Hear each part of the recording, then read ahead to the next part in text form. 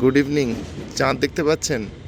ছোটোবেলায় কত কিছু ইম্যাজিন করতাম, চাঁদের বুড়ির গল্প কিছু শুনেছি, কোনো দিনই সেগুলো খুব বেশি বিশ্বাস হতো না। চাঁদে কেউ বুড়ি চরকা কাটছে আমার জানি না কেন খুব একটা বিশ্বাস হতো না। হয়তো অনেকের মনে এটা আঘাত লাগতে পারে শুনলে, কিন্তু আমার মনে হতো না। কিন্তু চাঁদে যে জল নেই এটা আমি খুব একটা বিশ্বাস করতে পারতাম না।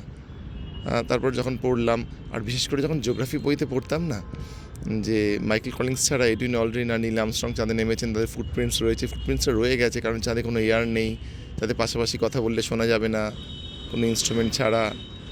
ভাবলেই কেমন লাগে। সেই মার্শিয়ান মুভির কথা মনে পড়ে যায়, যদি চাঁদে এরকম আমরা কেউ একা থেকে যাই। ক্লোজেস্ট হলেও 3,84,000 কিলোমিটার দূরে আছে। এখানে টাইকো ব্রাই ক্রেটারটা পরিষ্কার বোঝা যাচ্ছে। চাঁদে কত কিছু রয়েছে, মুন মিনারোলজি ম্যাপার দিয়ে সেগুলো দেখার চেষ্টা হয়।